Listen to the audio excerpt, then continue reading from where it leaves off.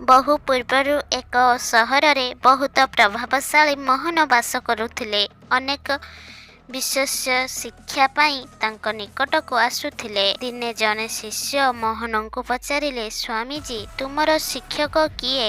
ଆପଣ କେଉଁ ଶିକ୍ଷକଙ୍କଠାରୁ ଶିଖିଛନ୍ତି? ଶିଷ୍ୟଙ୍କ ପ୍ରଶ୍ନ ଶୁଣିବା ପରେ ମୋହନ ହସିଲେ ଏବଂ କହିଲେ, ମୋର ହଜାର ହଜାର ଗୁରୁ ଅଛନ୍ତି। ଯଦି ମୁଁ ସେମାନଙ୍କ ନାମ ଗଣିବାକୁ ବସିଥାଏ, ବୋଧହୁଏ କିଛି ମାସ ଲାଗିବ। କିନ୍ତୁ ତଥାପି ମୁଁ ନିଶ୍ଚିତ ଭାବରେ ମୋର 3ଟି ଗୁରୁ ବିଷୟରେ କହିବି। ଜଣେ ଚୋର ଥିଲେ। ସେ ରାସ୍ତା ହରାଇଲେ ଏବଂ ଯେତେବେଳେ ସେ ଏକ ଦୂର ଗାଁରେ ପହଞ୍ଚିଥିଲେ, ବହୁତ ଡେରି ହୋଇଗଲା। ସମସ୍ତ ଦୋକାନ ଓ ଘର ବନ୍ଦ ରହିଥିଲା। କିନ୍ତୁ ଶେଷରେ ମୁଁ ଜଣେ ବ୍ୟକ୍ତିଙ୍କୁ ପଚାରିଲି, ଯିଏ ମୁଁ ତାଙ୍କୁ ପଚାରିଲି, ମୁଁ କେଉଁଠାରେ ରହିପାରିବି? ସେ କହିଥିଲେ ଯେ ମଧ୍ୟରାତ୍ରି ହୋଇଛି।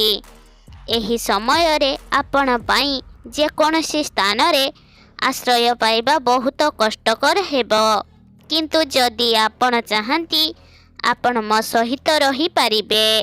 ମୁଁ ଜଣେ ଚୋର ଏବଂ ଯଦି ତୁମେ ଚୋର ସହିତ ରହିବାକୁ ମନ ଦିଅ ନାହିଁ, ତେବେ ତୁମେ ମୋ ସହିତ ରହିପାରିବ।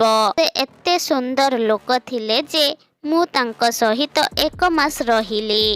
ସେ ମୋତେ ପ୍ରତିଦିନ ରାତିରେ କହିଥିଲେ ଯେ ମୁଁ ମୋ କାମକୁ ଯାଏ, ତୁମେ ବିଶ୍ରାମ କର, ପ୍ରାର୍ଥନା କର। ଯେତେବେଳେ ସେ କାମରୁ ଆସିଲେ ମୁଁ ତାଙ୍କୁ ପଚାରିବି, ତୁମେ କିଛି ପାଇଲ କି?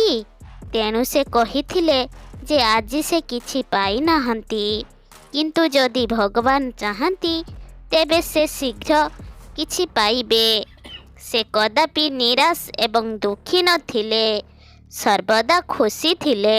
ଯେତେବେଳେ ମୁଁ ବର୍ଷ ବର୍ଷ ଧରି ଧ୍ୟାନରେ ବିତାଉଥିଲି ଏବଂ କିଛି ଘଟୁନଥିଲା, ଅନେକ ଥର ଏପରି ମୁହୂର୍ତ୍ତ ଆସିଥିଲା ଯେ ମୁଁ ସମ୍ପୂର୍ଣ୍ଣ ନିରାଶ ଏବଂ ନିରାଶାରେ ଆଧ୍ୟାତ୍ମିକ ଅଭ୍ୟାସ ଛାଡ଼ିବାକୁ ନିଷ୍ପତ୍ତି ନେଇଥିଲି। ଏବଂ ତାପରେ ହଠାତ୍ ମୋର ମନେ ଅଛି, ସେହି ଚୋର ଯିଏ ପ୍ରତିଦିନ କହୁଥିଲା ଯେ ଭଗବାନ ଚାହିଁଲେ ସେ ଶୀଘ୍ର କିଛି ପାଇବେ। ଏବଂ ମୋର ଦ୍ୱିତୀୟ ଗୁରୁ ଗୋଟିଏ କୁକୁର ଥିଲେ। ବହୁତ ଗରମ ଦିନ, ମୁଁ ବହୁତ ତୋଷାତ ଥିଲି ଏବଂ ଏକ କୁକୁର ଦୌଡ଼ିବା ସମୟରେ ପାଣି ଖୋଜିଥିଲି। ସେ ମଧ୍ୟ ତୋଷାତ ଥିଲେ। ପାଖରେ ଏକ ନଦୀ ଥିଲା। ଯେତେବେଳେ ସେହି କୁକୁରଟି ଆଗକୁ ଯାଇ ନଦୀ ଭିତରକୁ ଗଲା, ସେ ପାଣିରେ ଆଉ ଏକ କୁକୁରକୁ ଦେଖିଲା, ଯାହା ତାଙ୍କର ଛାଇ ଥିଲା। କୁକୁରଟି ତାଙ୍କୁ ଦେଖି ବହୁତ ଡରିଗଲା। ସେ ଛାଇରେ ଭୁକିବା ଏବଂ ପଛକୁ ଫେରିଗଲା, କିନ୍ତୁ ବହୁତ ସୁଶୀଳ ହୋଇ ସେ ପାଣିକୁ ଫେରିଗଲା। ଶେଷରେ ଭୟ ସତ୍ତ୍ୱେ ସେ ନଦୀ ଭିତରକୁ ଡେଇଁଲେ ଏବଂ ଡେଇଁବା ମାତ୍ରେ ଛାଇ ମଧ୍ୟ ଅଦୃଶ୍ୟ ହୋଇଗଲା। ସେହି କୁକୁରର ଏହି ସାହସ ଦେଖି ମୁଁ ଏକ ବଡ଼ ଶିକ୍ଷା ପାଇଲି। ଜଣଙ୍କର ଭୟ ସତ୍ତ୍ୱେ ଲମ୍ଫ ନେବାକୁ ପଡ଼ିବ। ସଫଳତା କେବଳ ସେହିମାନଙ୍କ ପାଇଁ ଆସିଥାଏ ଯେଉଁମାନେ ସାହସର ସହିତ ଭୟ ସମ୍ମୁଖୀନ ହୁଅନ୍ତି। ମୋର ଏହି ଭିଡ଼ିଓଟା ଆପଣମାନଙ୍କୁ ଯଦି ଭଲ ଲାଗିଲା ତାହେଲେ ଗୋଟେ ଲାଇକ୍ କରିଦେବେ। ମୋର ଏହି ଚ୍ୟାନେଲଟାକୁ ସବସ୍କ୍ରାଇବ୍ କରିବାକୁ ଜମା ଭୁଲିବେନି। ପାଖରେ ଥିବା ଘଣ୍ଟିଟାକୁ ଦବାଇ ଦେବେ। ଧନ୍ୟବାଦ।